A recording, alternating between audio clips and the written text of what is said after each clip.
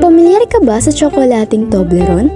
Siguradong oo, dahil isa ito sa pinakasikat at kinagigiliwang tsokolate sa buong mundo. Hello! Magandang umaga, hapon at gabi sa inyong lahat.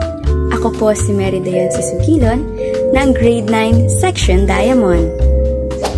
Pero, alam mo ba kung saan at paano nagsimula ang tsokolating ito? Halina't alamin natin ang pinagmula ng Toblerone mula sa dokumentaryong ito.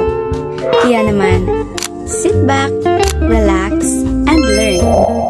Ang Toblerone ay isang natatanging tsokolate na may hugis at sulok at mayaman ang kasaysayan. Nagsimula ito noong 1868 nang si Jean Tobler ay nagtrabaho sa isang tindahan ng matatamis sa Switzerland at kalaunan ay nagtayo ng sarili niyang negosyo. Dahil sa kanyang kasipagan at dedikasyon, nakilala siya sa paggawa ng dekalidad na tsokolate. Noong 1899, kasama ang kanyang anak na si Theodore Tobler at ang pinsan niyang si Emil Baumann, itinatag niya ang Fabrique de Chocolat Bern. Noong 1908, inilabas ang Toblerone, isang natatangang tsokolate na gawa sa Swiss milk chocolate na may honey at almond nougat. Ang pangalan nitong Toblerone ay pinagsamang apelyido ni Theodore Tobler at ang salitang Orone, isang Italian nougat na pangunahing sangkap ng tsokolate.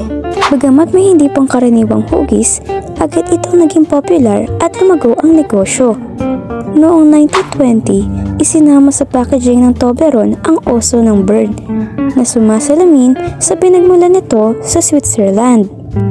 Patuloy na lumawak ang Toblerone sa paglipas ng panahon. Noong 1969, inilunsad ang dark chocolate variant na mas mapait ng kaunti, pero kasing lasa pa rin ng orihinal. Noong 1970, idinagdag ang hugis ng Matterhorn sa packaging na lalong nagpatibay sa Swiss identity ng tsokolate. Dahil sa lumalaking demand, nagtayo ng bagong pabrika sa Bern noong 1985 upang mapabilis ang produksyon at mapanatili ang kalidad ng produkto. Noong 2014, ipinasilip sa publiko ang proseso ng paggawa ng Toblerone sa isang maikling pelikula na pinamagatang Anna Makes Chocolate.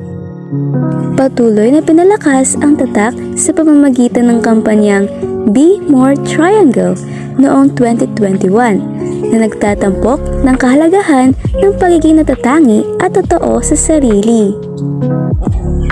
Noong 2022, binigyan ng pagkakataon ang mga maimili na i-personalize ang kanilang Toblerone mula sa lasa hanggang sa disenyo ng pambalot upang gawing mas espesyal ang bawat pagbili. Sa kabila ng matagal itong connection sa Bern, nagkaroon ng pagbabago noong 2023 nang simula ng may-ari nitong Mandales International ang paggawa ng ilang bahagi ng Toblerone sa Slovakia. Ito ay bahagi ng pagsisikap upang mapalawak ang produksyon at maabot ang mas maraming maimili sa buong mundo. Hanggang ngayon, nananatili ang Toblerone bilang isang iconic na tsokolate na may natatanging hugis at lasa. Patuloy na tinatangkilik ng mga mahihilig sa matamis sa iba't ibang panig ng mundo.